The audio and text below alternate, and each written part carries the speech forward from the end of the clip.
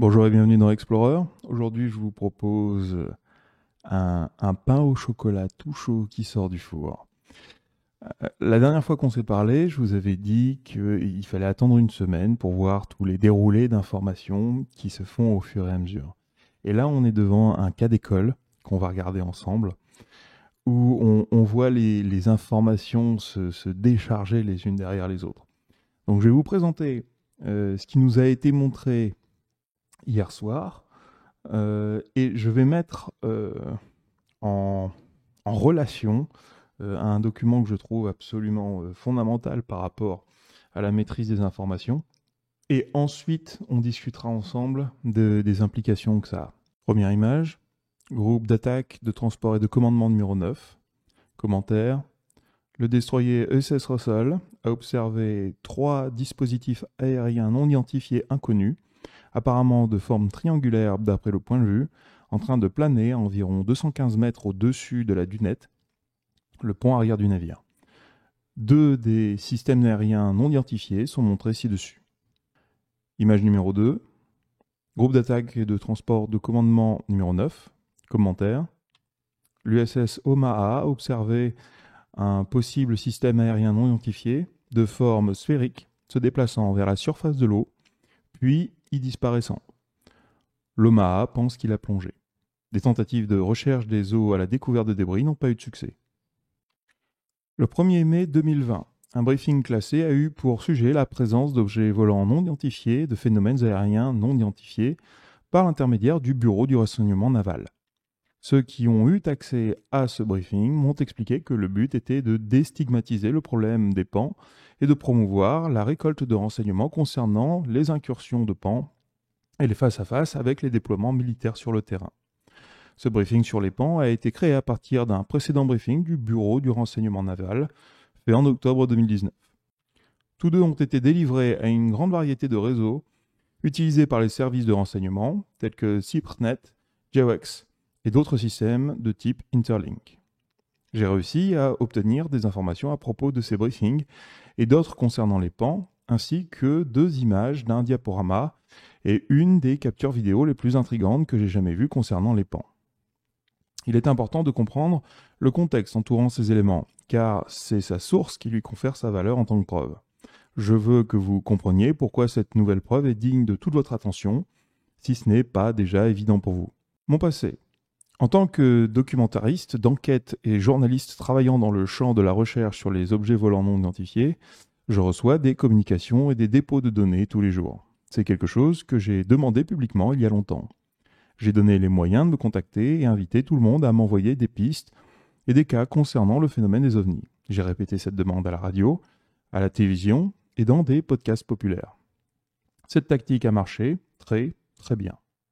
Depuis des années, le flux de données me provenant a cru jusqu'à devenir presque ingérable. Je reçois désormais pas moins de 900 communications intéressantes par mois, souvent jointes à des extraits audio, photos et vidéos. Je fais de mon mieux pour vérifier ces pistes en prioritisant les pistes les plus intéressantes, la plus haute concernant les meilleures preuves matérielles ayant la plus grande chance d'être vérifiées par de multiples témoins de confiance. Les rapports militaires prennent aussi la position la plus haute dans cette classification hiérarchique, grâce à la quantité et la qualité de la documentation souvent rendue obligatoire à cause de la bureaucratie inhérente aux actions gouvernementales. Vérifier l'authenticité des éléments obtenus est la prochaine étape. C'est généralement un processus épuisant et long. J'utilise pour cela un réseau que j'ai construit au fil des années quand je vérifiais des informations possiblement sensibles. Le journaliste d'investigation George Knapp est toujours ma première référence, car il a navigué ces eaux troubles pendant des décennies avant que je ne commence à m'y intéresser. En combinant nos forces, nous sommes capables de contacter des membres de presque tous les groupes, y compris militaires et du renseignement. Un exemple de ces freins dans mon travail de journaliste, je peux recevoir des photographies très intéressantes et des vidéos d'ovnis de sources militaires, mais quand je ne peux en vérifier l'origine et la chaîne de conservation de la preuve, j'ai comme doctrine de ne pas poursuivre ou publier. L'information concernant ce cas n'est pas différente. J'ai obtenu les différents éléments il y a quelque temps par un envoi de données anonymes. Avec lui était inclus un contexte écrit accompagnant chacun des éléments. Ma difficulté a été d'activer mon réseau pour essayer de valider ou d'invalider ces déclarations et les éléments fournis. Cela a été fait à la fois en fouillant dans les métadonnées des éléments eux-mêmes, mais aussi en trouvant ceux qui auraient pu être au courant des événements décrits ou qui étaient en position de connaître la nature des éléments que j'avais obtenus. Cela a pris du temps, cela m'a semblé durer une éternité, mais cela a payé. George Knapp et moi avons été capables de vérifier les éléments que vous allez examiner. Je peux confirmer leur authenticité, ainsi que le narratif qui m'a été expliqué lorsqu'ils m'ont été présentés. Il s'agit de photographies et de vidéos authentiques, de face à face entre des militaires et des ovnis, organisées de façon à éduquer des officiers gradés du renseignement militaire sur la nature et l'apparence du phénomène pan-ovni. Briefing généralité. Ce briefing du renseignement a été fait pour expliquer le problème posé par les pan-ovni à des militaires qualifiés. Ce briefing du renseignement a été fait pour déstigmatiser et promouvoir la récupération de renseignements concernant le problème posé par les pan-ovni. Ce briefing du renseignement contient de nombreux cas récents de pan, avec des preuves vidéo et photos illustrant différents éléments du problème des pans. Ce briefing du renseignement contient environ 10 vidéos, FLIR et HUD, et environ 10 à 12 photos documentant quelques-uns de ces pans. Briefing, première série d'événements. Il s'agit d'une série d'événements impliquant l'USS Russell. Cette série d'événements sur les pans a eu lieu en juillet 2019, impliquant le groupe d'attaque numéro 9 au sein de la zone d'alerte de San Diego. Le Russell a observé et enregistré de multiples vaisseaux pyramidaux, voir l'image ci-jointe. L'observation de cette série de face à face a été enregistrée en détail par écrit. Briefing, deuxième série d'événements. Une série d'événements concernant l'USS Omaha. L'USS Omaha a observé, filmé un engin sphérique, voir l'image ci-dessous. Il est noté que l'engin sphérique est suspecté d'être un véhicule transmédium et a été observé descendant dans les eaux sans dommage. Il est noté que l'engin sphérique n'a pas pu être trouvé après son entrée dans l'eau et qu'un sous-marin a été utilisé dans la recherche. Les observations de cette série de face-à-face ont été notées en détail. Briefing, troisième série d'événements. Une série d'événements impliquant un pilote de FA-18 et son copilote le 4 mars 2019. La série d'événements se déroule dans la zone d'alerte W72 au large d'Océana. Cette série d'événements implique le copilote utilisant son téléphone portable pour prendre en photo le pan depuis le cockpit. Le briefing du renseignement décrit clairement que le copilote a pris en photo 3 vaisseaux différents durant la même sortie avec le même téléphone. Le pan en forme de gland, rendu public sur Twitter le 11 mai 2020. Le pan en forme de dirigeable en métal avec charge, rendu public pour la première fois le 6 avril par Mystery Wire. Le pan en forme de sphère, rendu public par Mystery Wire le 6 avril 2020. Citation d'un officier, cadre du renseignement, connaissant les briefings sur les pans. Les interactions récentes avec les pans ont été mises sur notre chemin dans un but précis et devraient être considérées comme des opportunités avantageuses pour les recherches futures. À chaque incursion, survol ou rencontre en plein ciel, il n'a jamais été plus prudent d'enquêter sur le phénomène de pan et de déstigmatiser les ovnis dans les rangs. Résumé. Ce qui est rapporté ici est une vidéo, preuve réelle d'un pan ovni provenant d'une source impressionnante. Ce sont des images et vidéos filmées par nos militaires américains lors de face-à-face variés avec ces pans. Ces incursions par ces véhicules transmédiums avancés d'origine inconnue, interagissant et observant nos déploiements de navires de guerre et de nos flottes dans un espace aérien interdit. Les technologies FLIR et de vision nocturne représentées dans ces éléments, dans ce cas, sont constitutives des systèmes d'armement les plus perfectionnés disponibles pour notre espèce. La preuve ici doit être différenciée d'autres types de documentation sur les pans, ne serait-ce que par le contexte de l'enregistrement. Ensemble, ces éléments ne représentent qu'une petite partie de la large mosaïque concernant la conscience qu'a le département de la Défense des pans.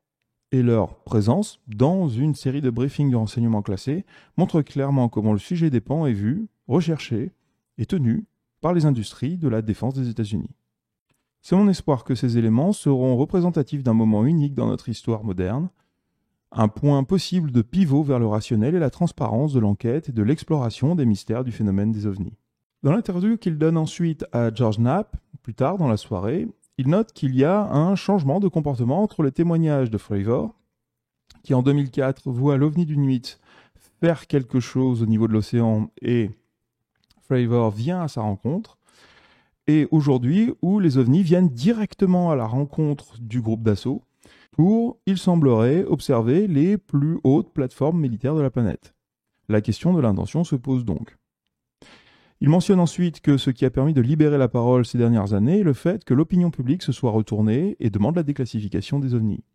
Il explique aussi que, malgré cela, il est extrêmement dur d'arracher des informations, car certains bloquent l'accès aux informations dans le Pentagone. Mais la pression publique avec l'augmentation d'activité perçue des ovnis, probablement car nous les détectons mieux et parce qu'il y a des contraintes plus élevées de sécurité, pousse le sujet en avant. Il n'y a pas, selon lui, une coordination de la levée du secret, mais simplement de plus en plus de personnes qui poussent chacun de leur côté au niveau de l'intérieur. Duncan pense que ce qui est remarquable est l'origine militaire de la vidéo et se demande où sont passées toutes les autres vidéos qui doivent exister.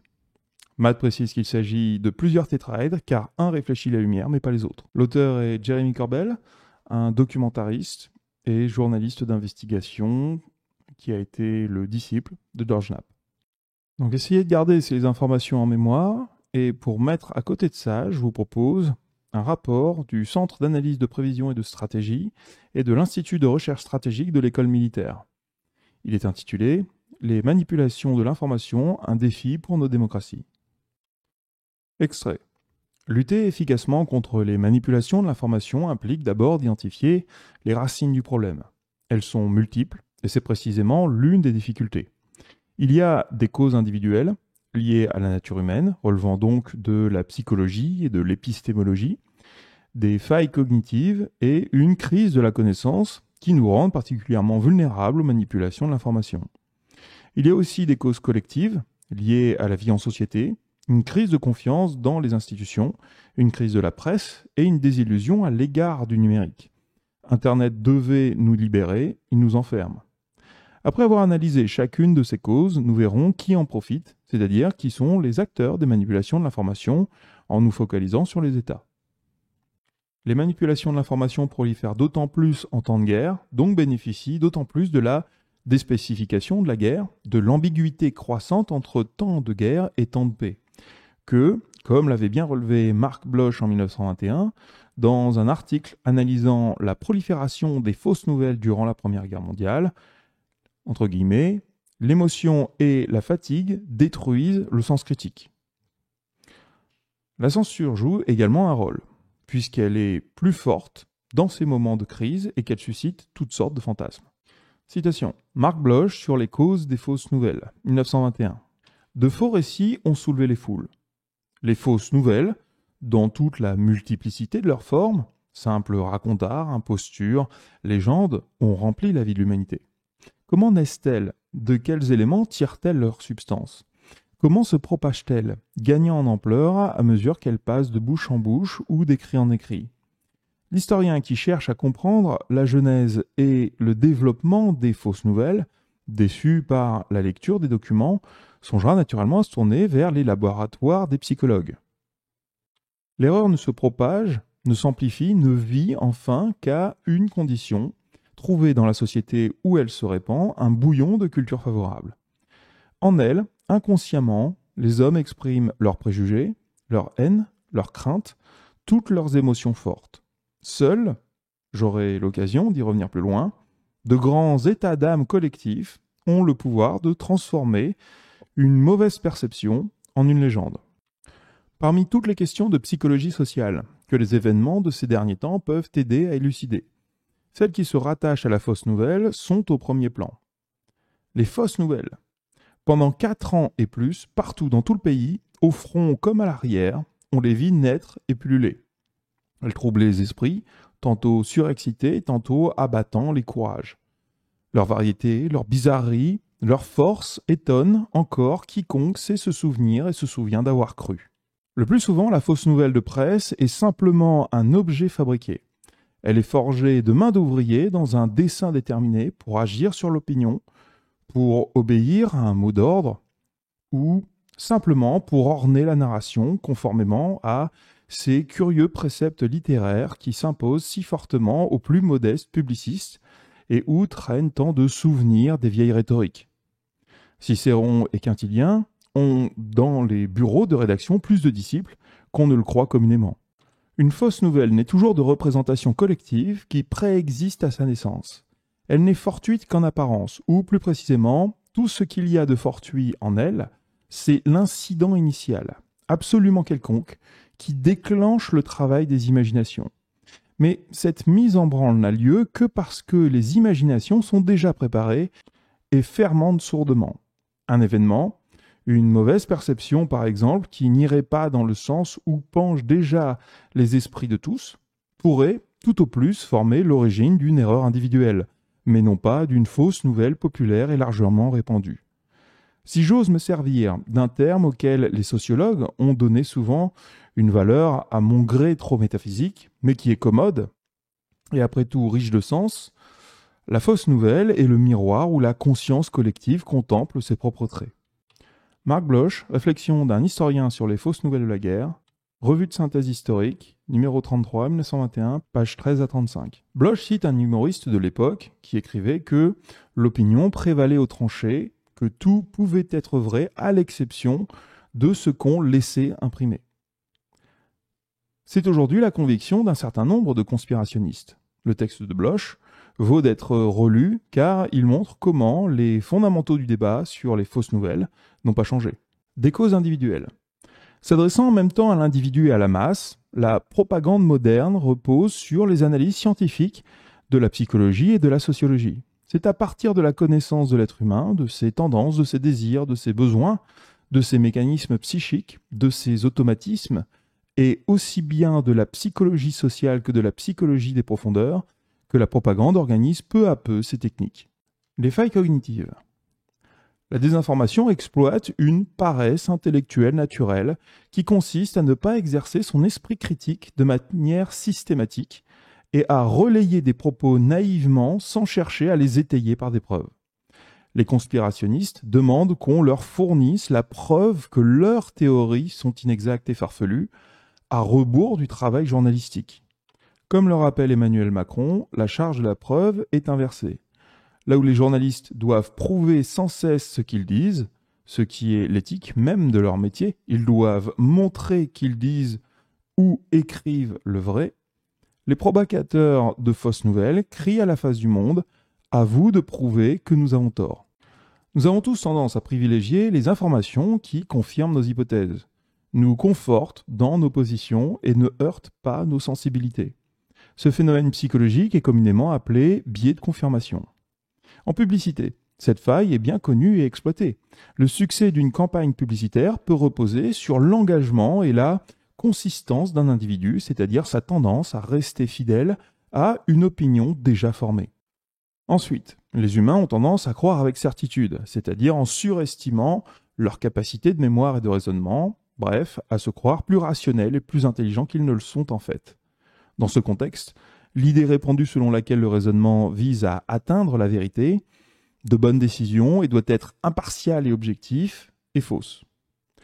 Comme le rappelle Pascal Engel, le raisonnement n'a pas évolué en vue d'établir la vérité, mais uniquement en vue de l'emporter sur nos adversaires. Nous ne raisonnons que pour argumenter dans le cadre d'un jeu social où nous favorisons systématiquement notre propre point de vue et nos intérêts. Les manipulations de l'information sont aussi naturelles que nos vulnérabilités à leur égard. Une étude récente montre également que les fausses nouvelles se propagent plus vite que les vraies, pour des raisons psychologiques. D'une part, les vraies nouvelles sont souvent moins nouvelles, elles ne font que confirmer ce que l'on savait déjà ou que l'on suspectait, elles contribuent à l'accumulation du savoir, elles sédimentent, tandis que les fausses nouvelles surprennent, elles sont rédigées pour être surprenantes, aller à l'encontre de la doxa. La nouveauté de la fausse nouvelle non seulement suscite un plus grand intérêt du plus grand nombre, mais aussi explique leur plus grande diffusion de la part de personnes voulant apprendre quelque chose aux autres, dimension réputationnelle, statut social, etc. D'autre part, elles sont taillées pour la viralité. Elles sont rédigées dans un style spectaculaire, émotionnel, souvent alarmiste. Elle joue sur la peur, les angoisses, alors que ce n'est généralement pas la priorité des vraies nouvelles. Ce sont donc nos biais cognitifs qui contribuent en grande partie à la diffusion des fausses nouvelles. La recherche en publicité identifie d'ailleurs plusieurs failles cognitives que le bon publicitaire peut exploiter. Non seulement la consistance de l'individu, biais de confirmation, mais aussi la preuve sociale. L'individu va faire ce qu'il pense que les autres font. L'autorité, il tente à obéir à des figures d'autorité, même quand elles demandent l'accomplissement d'actes condamnables. L'illusion de corrélation. Il établit une relation entre deux événements temporellement proches, ou encore les préférences. Il est plus aisément convaincu par les personnes qu'il apprécie. Une crise épistémologique. Les manipulations informationnelles ne sont que l'une des manipulations d'un phénomène plus large qui intègre également les pseudosciences, notamment dans les domaines de la médecine et de la biologie, le révisionnisme historique et les théories conspirationnistes. Dans les milieux universitaires, on assiste également à une recrudescence de contrefaçons. Il existe des milliers de fausses revues scientifiques et de fausses maisons d'édition qui publient des articles et des livres à la chaîne sans les évaluer, mais en faisant payer les auteurs. Les chercheurs reçoivent de plus en plus de spam de ces éditeurs prédateurs. Certains pays sont particulièrement touchés, dont le Kazakhstan et l'Indonésie. Le phénomène a été étudié par une coalition de médias internationaux baptisée Fake Science. En 2008, l'écrivain et journaliste britannique Damian Thompson alertait déjà sur une pandémie de crédulité et le repli des valeurs des Lumières face à la contre-connaissance. Le fait est qu'une grande proportion de la population vit dans un espace épistémique ayant abandonné les critères conventionnels de la preuve, de la cohérence et de la recherche des faits. Il s'ensuit que l'état actuel du débat public ne peut plus être évalué à la lumière d'une désinformation qu'il suffirait de corriger, mais doit l'être à celle d'une réalité alternative partagée par des millions d'entre nous. En 2013, le sociologue Gerald Bronner consacrait lui aussi un ouvrage à la crédulité grandissante dans nos démocraties. Ce ventre mou de notre rationalisme contemporain, dans lequel l'irrationalisme se taille allègrement un espace très conséquent et paradoxal. Il l'explique par la combinaison de deux phénomènes principaux. D'une part, la libéralisation du marché de l'information dans lequel les sources rationnelles doivent affronter la concurrence des sources irrationnelles, et le fait que cette compétition favorise les croyants, qui sont généralement plus motivés que les non-croyants pour défendre leur point de vue et y consacrer du temps. Et d'autre part, la paresse intellectuelle des usagers des médias, qui tombent facilement dans divers biais cognitifs, dont le biais de confirmation. Olivier Schmitt explique quant à lui que la crise épistémologique prend la forme de l'entrelacement dans l'espace public des versions abattardies de trois approches épistémologiques. Le doute cartésien détourné en doute systématique sur lequel peut proliférer le complotisme, les relations entre savoir et pouvoir, en caricaturant Foucault pour affirmer que tout savoir produit est forcément au profit des plus puissants, le déconstructionnisme qui, chez Derrida, cherche à révéler les non-dits d'un texte et qui, dans sa version abattardie, vise la déconstruction systématique d'un discours dominant. En somme, la crise épistémologique contemporaine repose sur la mauvaise interprétation, le détournement, la simplification d'approches respectables par ailleurs. Un phénomène de droite ou de gauche.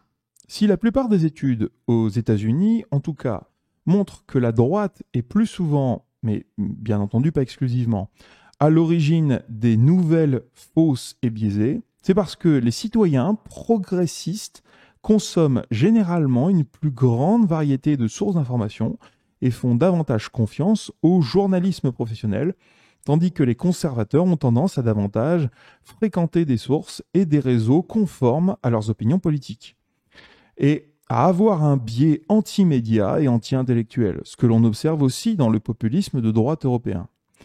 En raison de ces vulnérabilités, si la droite semble plus susceptible d'être victime d'informations fabriquées, c'est parce qu'elle semble être plus systématiquement la cible de ceux qui cherchent à les exploiter de façon stratégique. Le complotisme avait été bien écrit par le philosophe Karl Popper au début des années 1960. Il existe une thèse, que j'appellerai la thèse du complot, selon laquelle il suffirait, pour expliquer un phénomène social, de découvrir ceux qui ont intérêt à ce qu'ils se produisent. Elle part de l'idée erronée que tout ce qui se passe dans une société, guerre, chômage, pénurie, pauvreté, résulte directement des desseins d'individus ou de groupes puissants. Le complotisme ou conspirationnisme est l'exagération d'une tendance naturelle à croire que tout effet est causé par une action intentionnelle, en particulier ceux qui bénéficient à certaines personnes.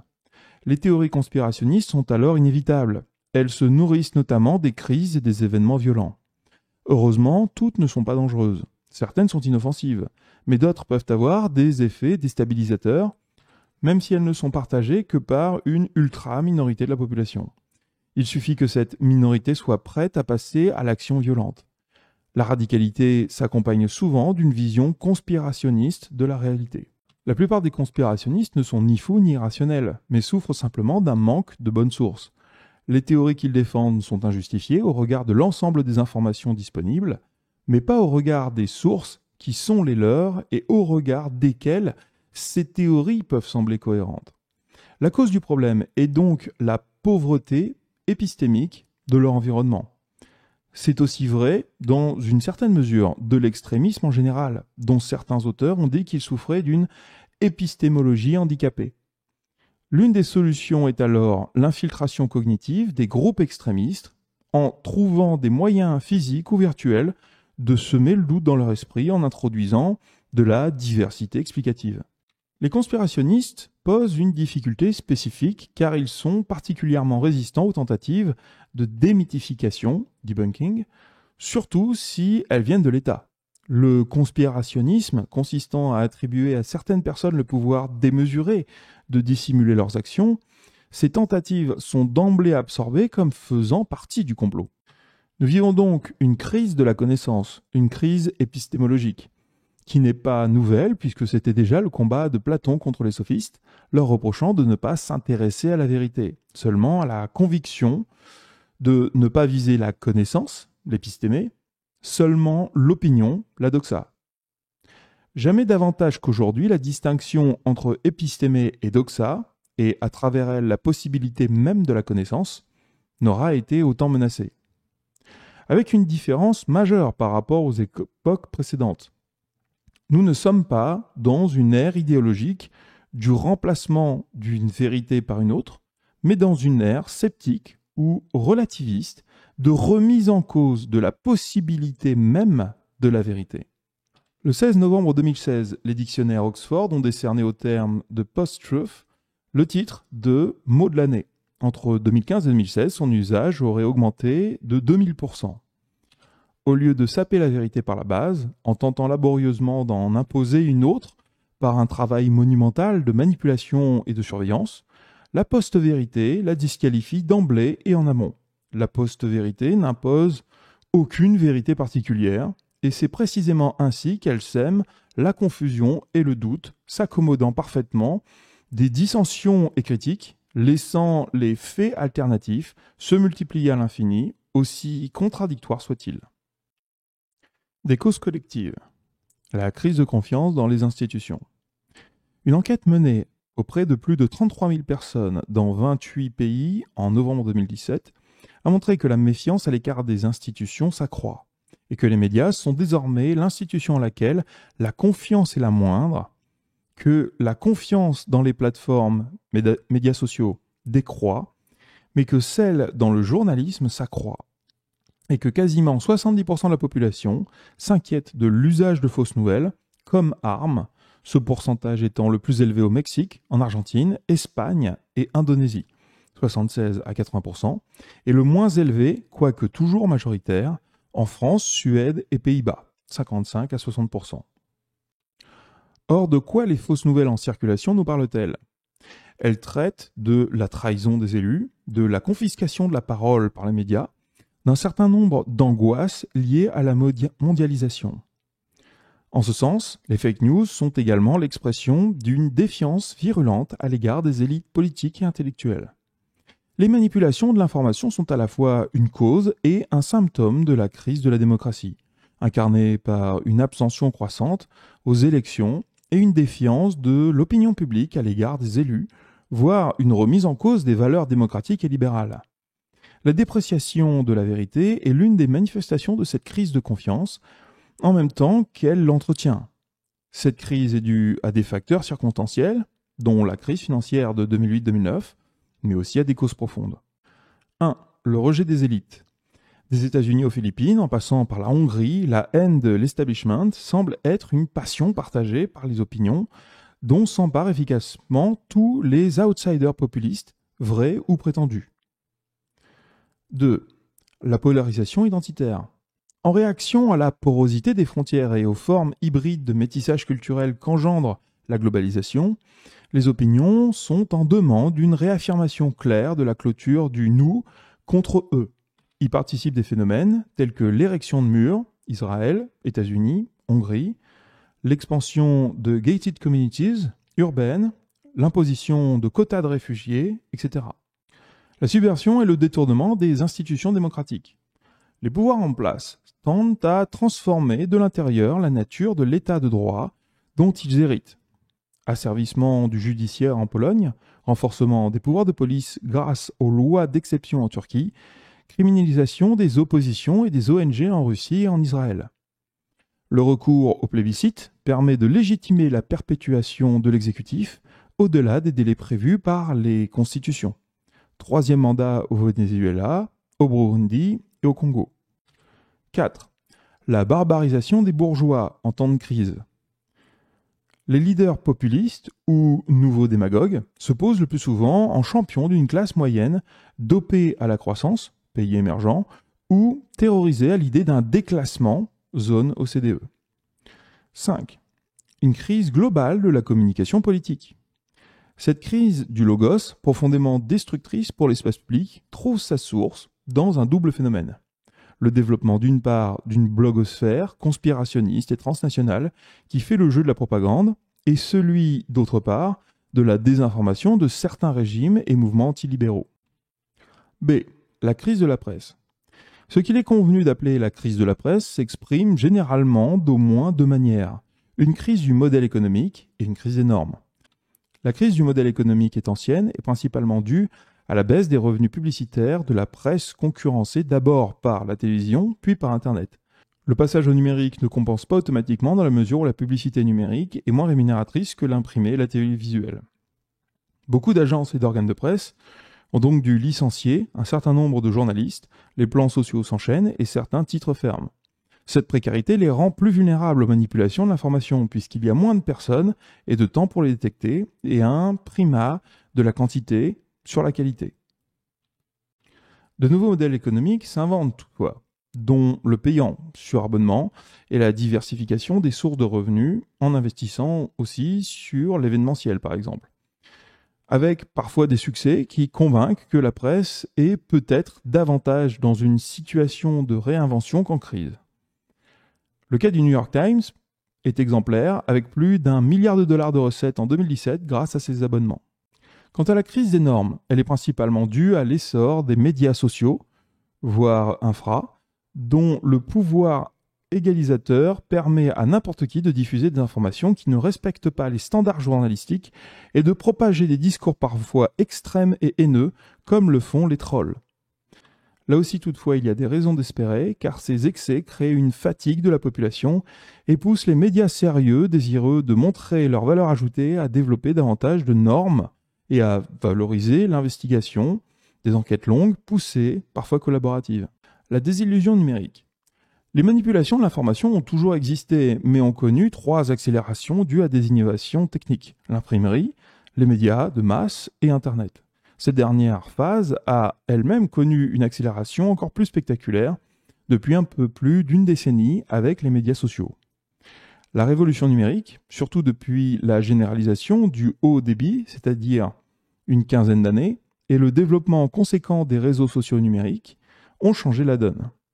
Omniprésent dans la vie de milliards d'individus, Facebook a plus de 2 milliards d'utilisateurs actifs depuis juin 2017, YouTube 1,5 milliard, Instagram 700 millions, Twitter 328 millions. Les réseaux sociaux sont utilisés comme source d'information pour 62% des adultes américains et 48% des Européens. Google et Facebook concentrent désormais plus de 70% du trafic web, ce qui signifie que les autres sites, dont des entreprises de presse, tirent l'essentiel de leur audience de ces plateformes, devenues des portiers du web. Elles génèrent du même coup des revenus publicitaires colossaux. Dans un premier temps, cette croissance des réseaux sociaux, et plus généralement du web 2.0, des blogs, du journalisme citoyen, a pu faire croire à un moment d'émancipation du peuple face aux États, comme l'ont incarné les printemps arabes au risque de certaines caricatures. On parlait alors de révolution Facebook ou révolution Twitter. La désillusion est venue quelques années plus tard, d'abord avec l'affaire Snowden en 2013, qui a révélé ou confirmé que les États n'avaient pas perdu la main, puis avec une série d'interférences dans des processus démocratiques à partir de 2016. Référendum néerlandais sur l'accord d'association entre l'Ukraine et l'Union européenne, le Brexit, les élections présidentielles américaines, les élections présidentielles françaises. Le développement exponentiel des plateformes numériques a considérablement accru le risque de manipulation de l'information de plusieurs manières. Par la surabondance d'informations, infosaturation ou infobésité, l'Américain moyen est désormais exposé à 5 fois plus d'informations qu'en 1986. Or, la surcharge d'informations contribue à la désinformation via la déconcentration qui affaiblit notre vigilance et notre capacité d'envisager des réfutations. Ce n'est au fond que l'application aux réseaux sociaux d'une thèse bien connue des psychologues dans le monde physique, trop d'informations nuit à la prise de décision. Pour augmenter le temps de présence en ligne des internautes, ces plateformes développent des dispositifs techniques comme le matching avec des contenus sponsorisés, notamment ceux qui sont les plus susceptibles de nous faire réagir, donc de cliquer et de poursuivre la navigation. Cela pose plusieurs problèmes. Cela enferme les internautes dans des bulles filtrantes. Les moteurs de recherche et les réseaux sociaux ont des algorithmes de personnalisation. Depuis 2010, les résultats des recherches en Google ne sont pas les mêmes pour tout le monde. Ils dépendent des préférences de l'internaute, d'après l'historique de ses recherches et de sa géolocalisation. Partant d'une logique commerciale, proposer à l'utilisateur les résultats les plus proches, dans tous les sens du terme, de ses attentes, cette pratique a l'effet pervers d'enfermer les internautes dans des espaces cognitifs clos où ne seraient portés à leur connaissance que des contenus qui les conforteraient dans leur position. Le moteur deviendrait ainsi un outil de confirmation plutôt que d'information. C'est pour dénoncer cet enfermement qu'Eli Pariser a, en 2011, introduit l'expression de bulle de filtrage. Facebook et d'autres réseaux sociaux font de même. Or, ces plateformes étant pour la plupart des utilisateurs les portiers du web, des voies d'accès au reste, leur algorithme de personnalisation enferme les individus dans des cocons, des espaces cognitifs confortables, mais qui ne font que confirmer leurs préjugés plutôt que de les confronter à ceux d'autrui. Ce problème de bulle filtrante amplifie nos biais sociologiques et cognitifs, en particulier notre biais de confirmation. Nous n'aimons pas être contredits et les algorithmes de création de contenu des plateformes s'assurent que nous ne le soyons pas, en nous fournissant des informations qui nous confortent dans nos opinions. La révolution numérique contribuerait ainsi, paradoxalement, à nous renfermer sur nous-mêmes. Cela crée aussi un phénomène d'information en cascade. Les utilisateurs relaient les informations postées par leurs proches sans nécessairement les vérifier ou même questionner leur validité. Plus l'information sera partagée, plus on tendra à lui faire confiance et moins on exercera son esprit critique. 3. Cela favorise les contenus les plus divertissants ou scandaleux, car ils sont les plus susceptibles de nous faire réagir indépendamment de leur véracité. Ce modèle participe ainsi à la polarisation de l'opinion en réduisant la visibilité des contenus nuancés car jugés moins engageants. Ce modèle d'affaires est optimisé pour le profit plus que la vérité. Il valorise les fausses nouvelles. Cela déclenche une course à la capture de l'attention. Les plateformes investissent des sommes colossales pour étudier nos mécanismes attentionnels et les failles de notre volonté. Pour l'ensemble de ces raisons, l'éthique journalistique, la traçabilité des sources, la vérification des faits sont sacrifiés sur l'autel de la viralité. Cette course au nombre de pages vues pour augmenter à la fois les revenus publicitaires et l'attractivité du point de vue des investisseurs gangrène les entreprises de presse au dépens du journalisme sérieux. Elle favorise les titres racoleurs, le sensationnalisme. Pour l'ensemble de ces raisons, l'éthique journalistique, la traçabilité des sources, la vérification des faits sont sacrifiés sur l'autel de la viralité. Cette course au nombre de pages vues, pour augmenter à la fois les revenus publicitaires et l'attractivité du point de vue des investisseurs, gangrène les entreprises de presse aux dépens du journalisme sérieux. Elle favorise les titres racoleurs, le sensationnalisme, même des pièges à clics, clickbait, au détriment de la vérité. C'était un peu long, j'en suis désolé, mais je pense que c'était vraiment important que je vous fasse la lecture de ce texte. Si vous voulez aller plus loin et avoir une connaissance plus classique sur le terme, il y a 3 ouvrages que je peux vous recommander, qui sont L'art de la guerre de Sun Tzu, qui traite de comment les informations peuvent être utilisées comme armes. C'est même la majorité du livre. Vous avez Le Prince de Machiavel qui vous explique le fonctionnement d'un gouvernement et d'une administration du point de vue du pouvoir. Et le 3e est L'Orateur idéal de Cicéron, qui est un guide permettant de manipuler les gens par la voix. De mon point de vue, quiconque a intégré les connaissances de ces 3 livres-là devient capable de maîtriser n'importe quel niveau d'information qui lui est présenté sans qu'il ait besoin d'avoir les connaissances, juste en ayant la capacité de traiter l'information en elle-même, c'est-à-dire la couverture de l'information. Alors maintenant, si on applique ça au cas présenté par Corbel, la source est anonyme, ce qui est l'inverse du travail journalistique, remonter à la source. La corrélation est anonyme, c'est-à-dire la vérification des documents par une autre source qui est en capacité de savoir est anonyme. 2e problème. Les images sont décontextualisées. On ne sait pas qui a pris ces images-là, à quel moment. On n'a pas le témoignage de la personne.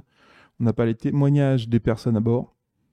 Et enfin, les extraits sont trop courts et les analyses sont forcément, du coup, des questions d'opinion, beaucoup plus que de réalité des faits. Alors, est-ce que ça veut dire que ces éléments sont faux ? Non, probablement pas.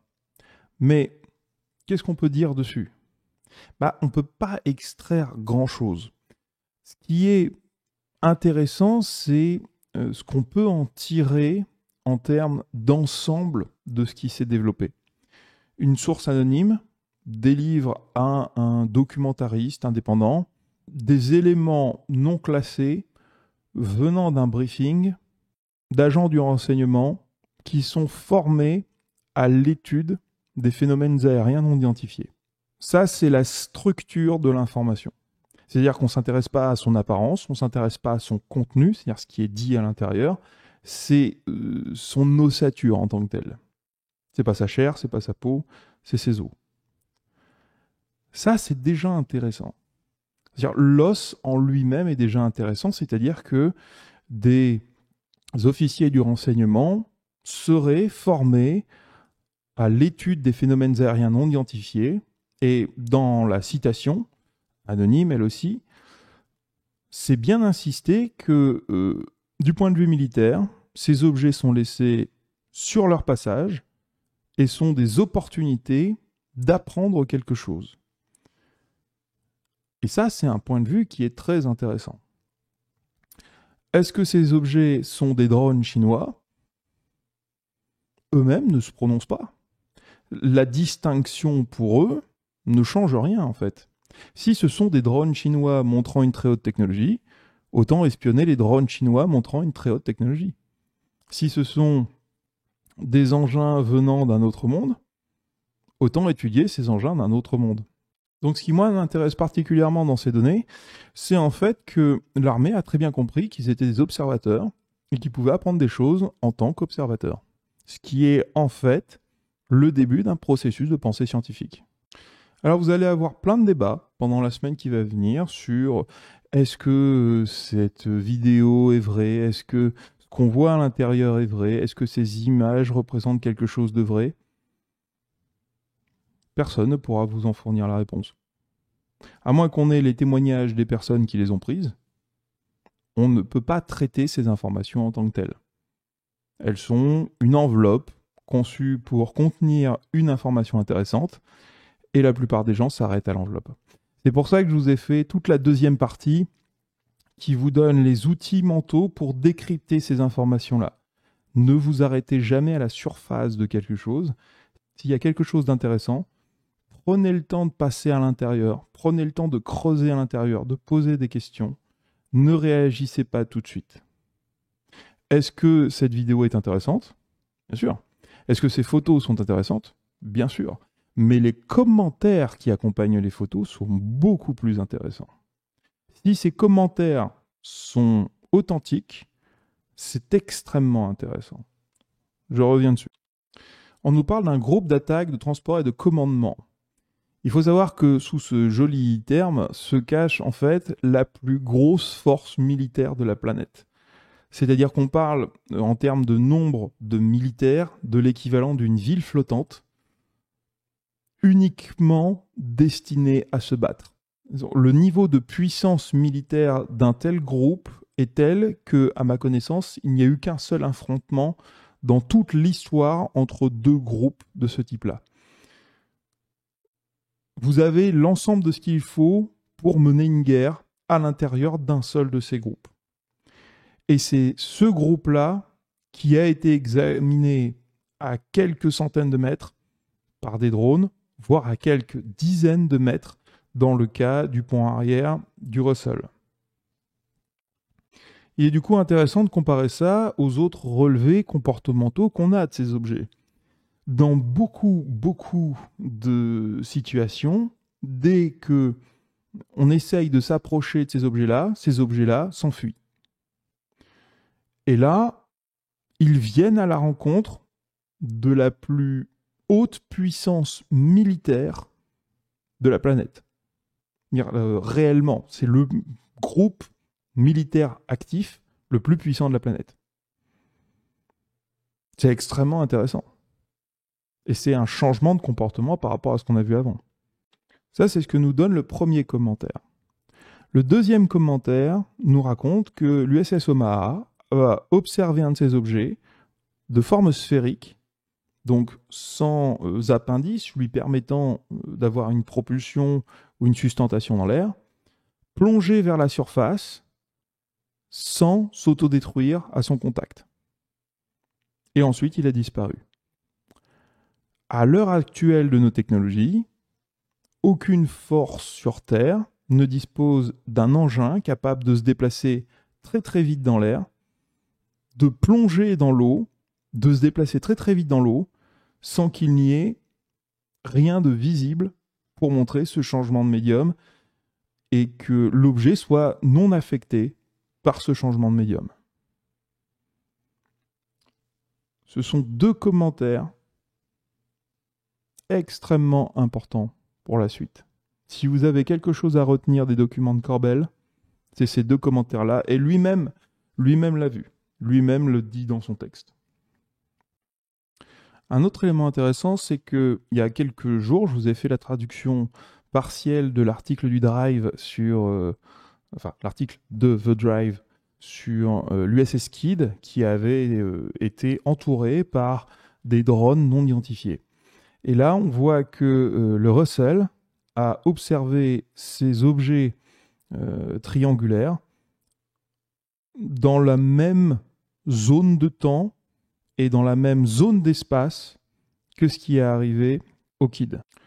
Concernant les trois images qui ont été prises, qui ont été publiées hier, par Mystery Wire et George Knapp, là on voit que ça correspond à la zone W72 de la côte Est, et c'est la même où il y avait eu l'incident du Nimitz en 2004. Donc là aussi, on a des coïncidences de lieux, mais pas de temps, puisque là, on est à 15 ans de différence. Il faut ensuite voir ça dans le temps long.